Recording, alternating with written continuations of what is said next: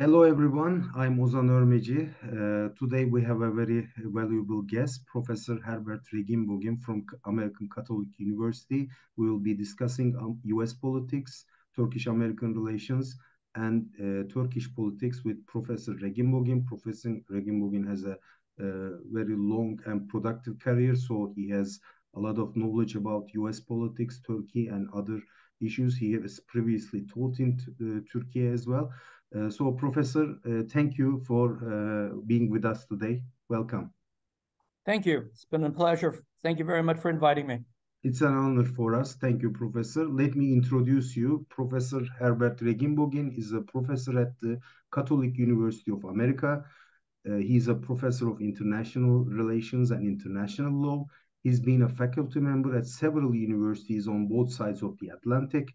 He has taught at Touro Law School in New York, in the US, the European University of Lefke in Northern Cyprus, Boğaziçi University and Çağ University in Turkey, and now he's teaching a course from distance from online to Istanbul Kent University, and also Potsdam University and Kiel University in Germany, in addition to guest lecturing at other very important institutions around the world.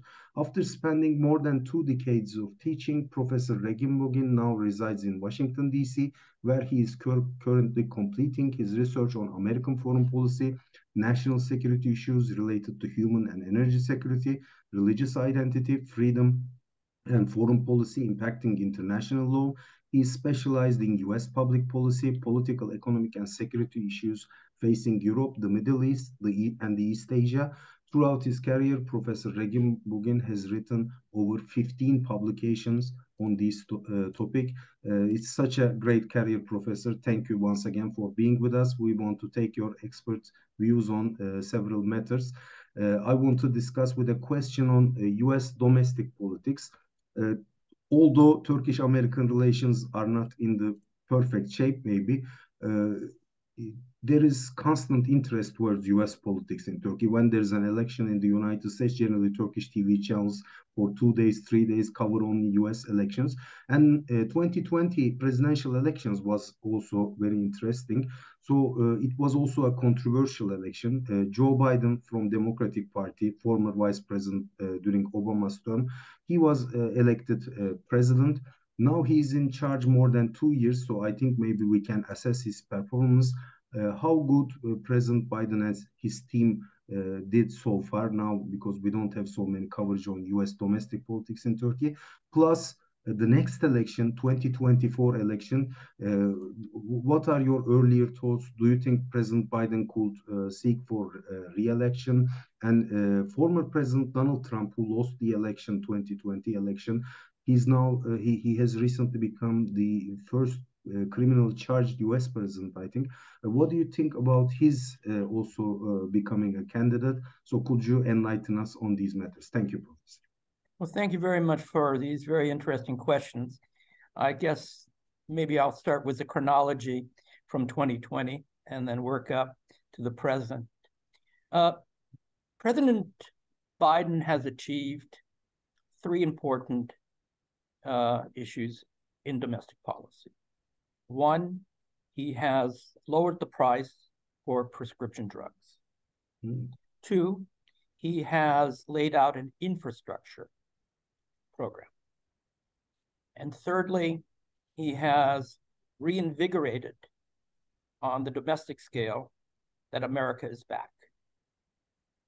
So that meaning that America has lived in a broader sense of uncertainty about its role in world affairs. And it has been exemplified by the last president's isolationist criticism of NATO and very cruel and contemptuous remarks about handicapped, minorities, and women. This is the caption which evolves into the next question you asked about Trump. And Trump is a product of America's inability to cope with the challenges of the 21st century. What are those challenges? They are the challenges of cultural change from traditional values where LGBT, where minorities, Blacks, where the immigration issues, Yes. where all of these are put together into some kind of box called security, when it is not about security, but it's about the inability to transform into the new millennium of the 21st century. And it's not only the United States, it is global. This is exemplified by the category of 9/11, the good against the evil, the axis of evil. And it is personified by fear, Americans' fear. And that's why we have in America this unbelievable problem about gun control. We have more killing of children as unimaginable. They are butchered and slain in their own schools.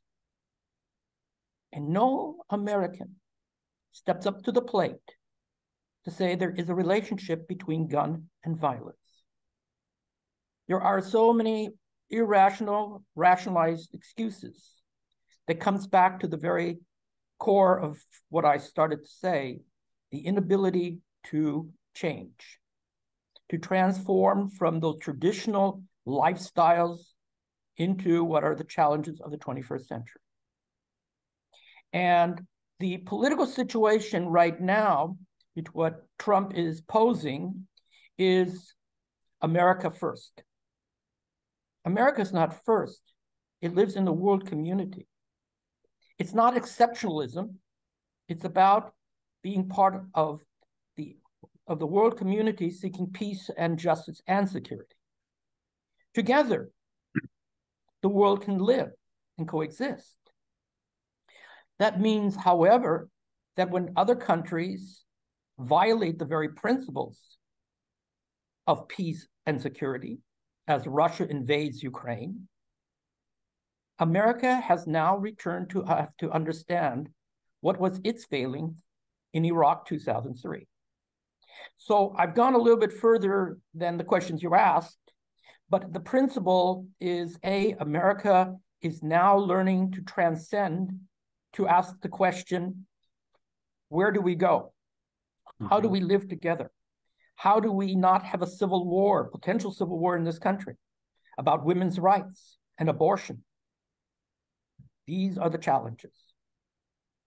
And maybe about the next election, Professor, I'm sure you have very good contacts in Washington, D.C. So people are generally in Turkey, in media, in academia, mostly about, since United States is a presidential system, the candidates who could be the presidential nominees. So President Biden, do you think he will seek for re-election? And Trump, could he come back?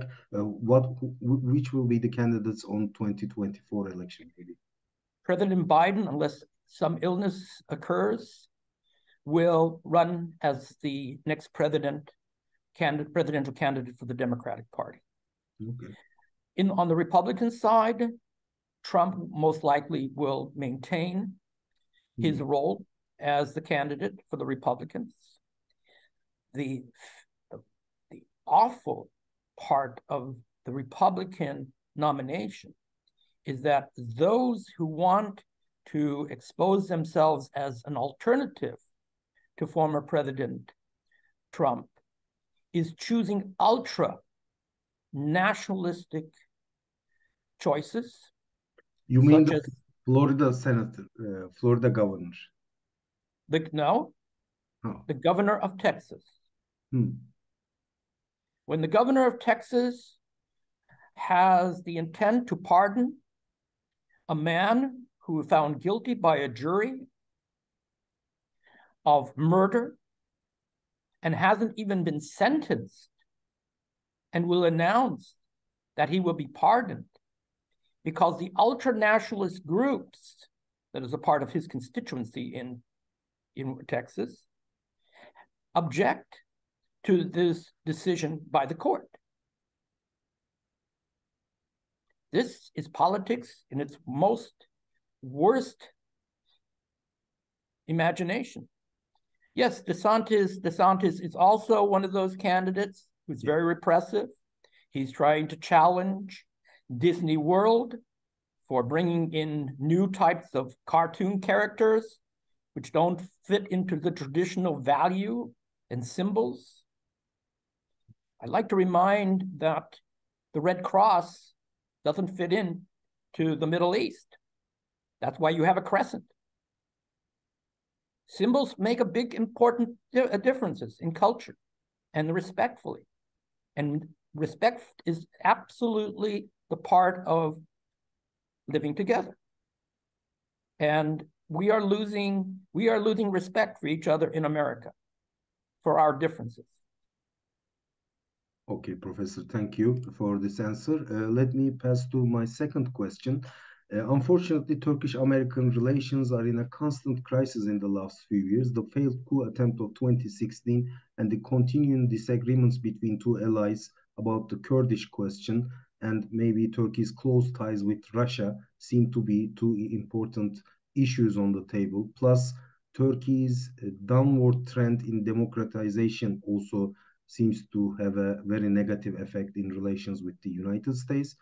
As an expert who taught in both countries for many years and made important contacts and observations, how do you consider the current state of affairs in Turkish-American relations? What can we do to improve the historical and once called the strategic partnership?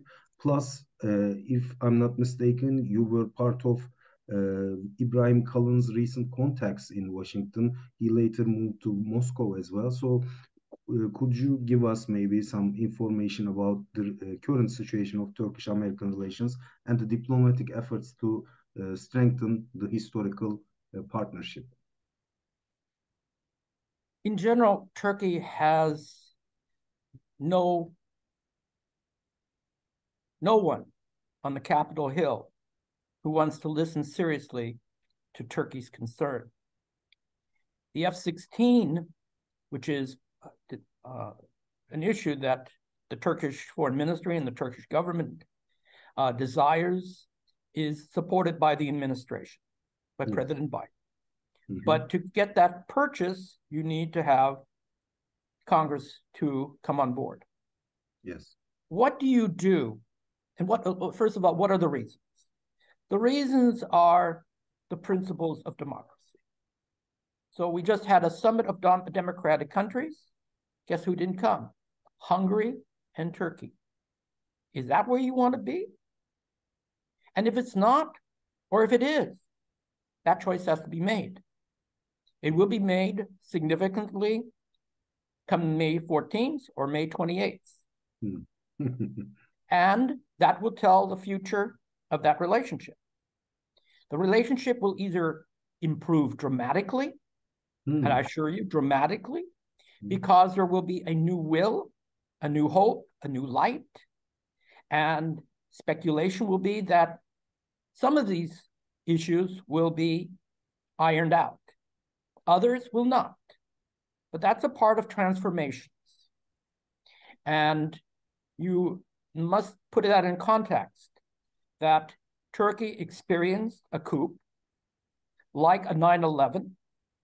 It brought about a lot of uncertainty, maybe some political expediency by the government, but in part, it is really a traumatic experience.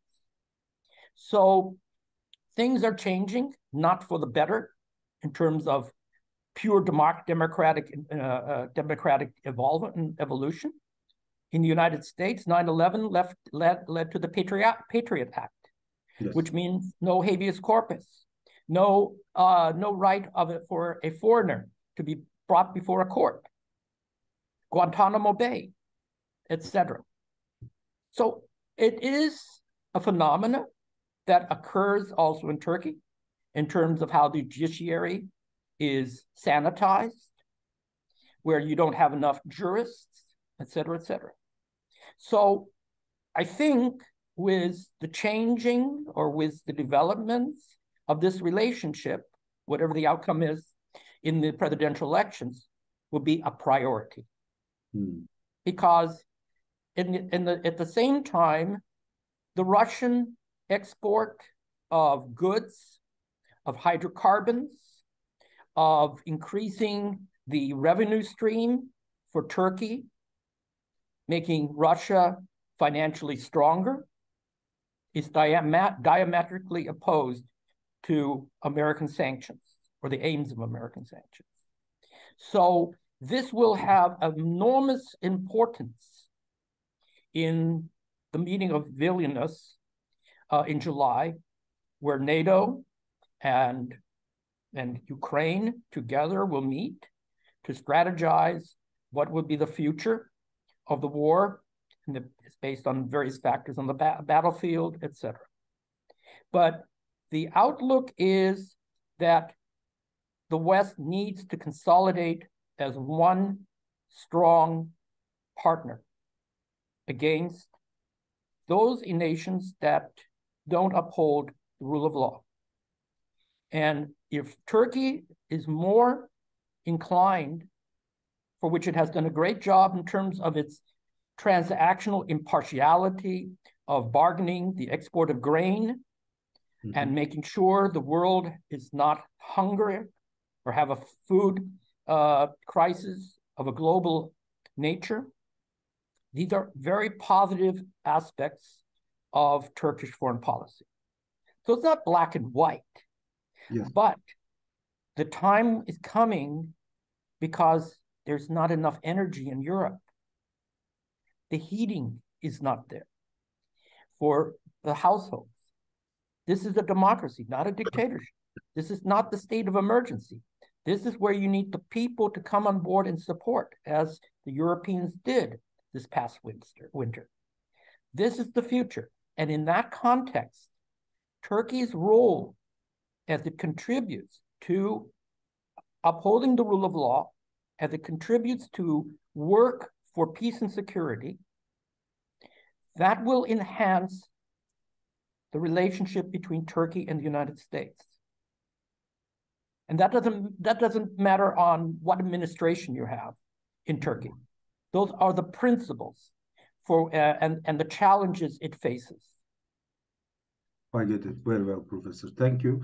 Professor, you wrote extensively about neutrality as a foreign policy option for some countries, I think most notably for Vatican and some other countries. There are some journalists plus politicians in Turkey.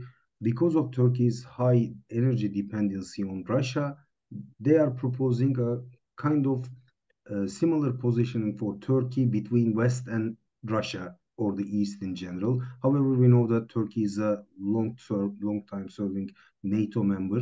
Do you think this neutrality concept could fit into Turkish foreign policy, or which countries we could analyze with your neutrality perspective? Well, neutral countries have the right to import hydrocarbons from wherever they want, according to international law. Neutral's only restriction is about weapons, ammunition. So there, without going into any big details, that's the cornerstone about what exempts a neutral state and its trading with certain items. Will Turkey have a benefit by being a permanent neutral? Well, first of all, it has to be recognized as such. 2, will the United States recognize Turkey as a permanent neutral after it exits NATO? Is it really in the interest of Turkey, since its membership in the 50s, to say goodbye, while countries like Finland and Sweden are going towards NATO membership? I think the area of neutrality belongs in the areas of armed conflict. They belong in the territories that were a part of the former Soviet empire, the satellites. That extends from Belarus down to Azerbaijan, into Central Asia. But just to start with that model as a model of security, peace, and justice, it is permanent neutrality, which would allow those countries to trade with others. It would, however, be armed neutrality, not pacifism. They would be purchasing the necessary defense, what they need, whoever they want to purchase it from. They can become economic members of the Shanghai Cooperation or the EU or both. They have a lot of flexibility, but they have to be given the opportunity to receive guarantees that if their territorial integrity is violated, everything's off the table. Now, neutrality is going to really have to take measures of its own first in protecting itself. So give you an example. Germany, Third Reich, Second World War, Switzerland, circled by the Axis powers, Italy, then the German occupied forces. What do? They struggle. They work out trade agreements with the British, with the British, their enemy, the German enemy, and they work out trade agreements with the Axis powers. Why? Because they need to uphold the principle of neutrality so that exports from the Allied countries continue, so that the exports from German countries with neutral products will not be seized. They have to keep neutrality in such a way that trade continues under armed conflicts or during armed conflicts. And the important part of neutrality, it is always about upholding the commercial part of the country's existence while others are fighting. So neutrality applies to that geopolitical situation. It can also apply to Taiwan in China. Again, it's something that has to be understood. And we're not talking about neutrality, we're talking about permanent neutrality. Yes. It's a big difference in the sense that during peace, the principles of providing humanitarian aid, peacekeeping, good offices, that kind of impartiality to help reduce the tension of potential conflicts is the role of a permanent neutral. Okay, thank you, Professor. I think you gave the answer by explaining it in detail. The ones who are interested could read your books, of course, to learn more about permanent neutrality. Professor, I want to continue with a more personal question. You taught several years in Turkey as well, also in Europe, in Northern Cyprus, in United States. So especially about Turkey, because we are teaching at these newly established universities. We have problems, but we want to do the best for our students and for our institutions. What do you think about the Turkish Academia? I mean, I know you have several friends here, Turkish students, Turkish professors. How's the situation? Of course, we have generally American type of education, especially at the universities. So Americans also have a large, let's say, contribution to Turkish university progress, starting from the foundation of METÜ, Middle East Technical University, in the 1950s. Plus, we have of course, Boğaziçi University. It's basically was an American institution. So, how's the Turkish Academia from your perspective? I think we have to take this into perspective. You've mentioned elite universities. Elite universities mean there are tremendous, skilled, highly intelligent Turkish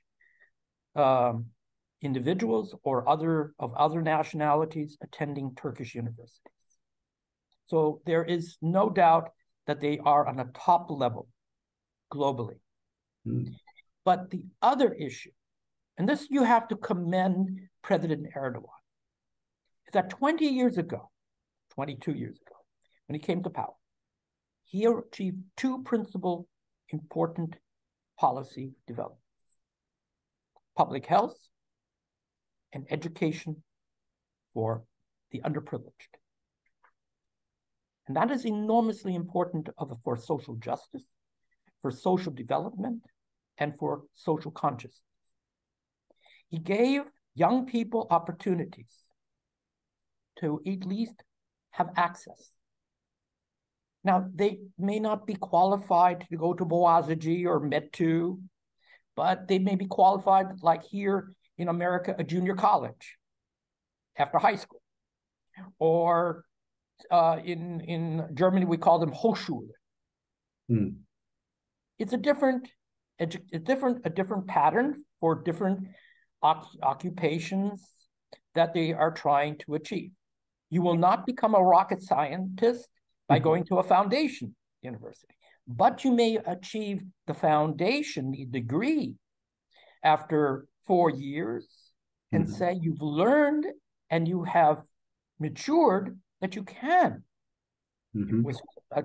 enter another university, an elite university, a higher education for graduate studies, where you may become the coryphée of that field. There's no limitations. That is the most important part of the Turkish educational system. You have the potential to become more than what your fathers or mothers were, if you so choose. Choices. This is the Turkish educational system. So that's important. The second thing is that you have to also remember this is about maturity of an institution. It's not 100 years old. It is relatively young. It's going through growing pains. But it is open to sending students to the Erasmus programs in Europe. There's a cultural exchange. There's a dynamic. And this is like the first generation. We're talking now with the second generation. And so this is an evolutionary part of growing up. The long-term painful decisions will be that some of these people don't belong here. And that is a crucial and a realistic obligation for any educator or administrator of an education institution. And those are choices that have financial impact. They have other impacts of social, political nature. But the challenge is, and that's what's so important between the American system and the Turkish system, it's about opportunity. Our problem here in America is we're too expensive. We need not strategic partnership, we need to be buddies. We need to get over our whole traumatic portrayal of ourselves. We need to reinvent the understanding which has always led us. Peace in the world and peace at home. Thank you. Thank you. You remind us the famous dictum of Atatürk as well. Professor, one last question because we have a few minutes left. Turkey, as you mentioned, will soon have a presidential and parliamentary election on May 14th. There might be a second round of presidential election, of course, 2 weeks after, in case there is no winning candidate. Looking from the United States, how do you consider the chances of two presidential candidates, Kemal Kılıçdaroğlu and Recep Tayyip Erdogan? And we know that President Biden, previously when he was running for nomination in the Democratic Party, in a meeting with the New York Times journalist, he mentioned we should definitely support. He, made such speech. In fact, the opposition in Turkey liked the speech, but the government was very harshly critical of it. He said that we should change Erdogan because he is not democratic. We have to support the opposition by using democratic means. We have to change Erdogan, he said. It's not maybe something unusual, especially U.S. Foreign policy to support democratic candidates, but there was overreaction in Turkey. Do you think the current U.S. administration, with its deeds and maybe non-deeds, support the opposition in this election, or United States tries to keep its neutrality and looks for, you mentioned such thing, by the way, principles rather than the winning bloc or the candidate?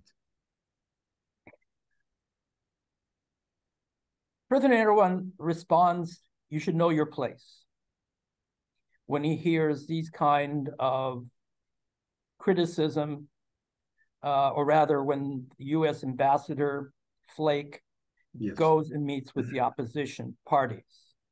Yes. True democracy is the freedom to exchange ideas, the freedom to get involved. And democracy is not limited just to the national territory. Democracy is an open society who wants to listen and learn. If Russia supports Turkey for all those different reasons, why not? Listen to it. If America is critical about certain issues, listen to it. People of Turkey and people of any democracy have a right to hear criticism, favorable or unfavorable. So, in my opinion, it is really important to put in context what Turkey can contribute in terms of arguing the cases. If they call, President Biden called Armenian genocide, this is absolutely unacceptable. Well, please go to the International Court of Justice, argue your case, or create a conference and have this debate. I am open to anything when it comes to a dialogue and when it seeks truth. And that is what our political systems are about. It's for our people and their will and what they want. It is their right. And I think we share in that. We have many bumps in the roads, but I think we can straighten them out. We are still a family in NATO that shares values and principles and a history of sacrifice. Thank you, Professor. I think you gave a very clear, short and clear answer. I think the whole Turkish community, Turkish audience will get the message, political elites as well. So let's hope there will be brighter days in Turkey about democratization, the level of rule of law, etc. And Turkish-American relations will be recovering soon. And you spoke very optimistically. I also share your views. I think there isn't, compared to past, I mean, recent past, what happened after the Iraqi war, etc. There was strong anti-Americanism. I mean, I was there as a university student. Now there is no such thing. There are some hard feelings plus political propaganda involved about negative stereotypes about United States. Maybe President Biden isn't very well understood in Turkey. That might be a problem, but I'm sure we can, as you mentioned, solve all these problems and have recovered all this old historic alliance. So thank you very much, Professor, for spending your valuable time with us today. We will publish it from our website, and I'm sure Turkish audience will be very interested in it. Thank you. Thank you very much. Wish you a very nice weekend. It's a pleasure. Bye. Bye.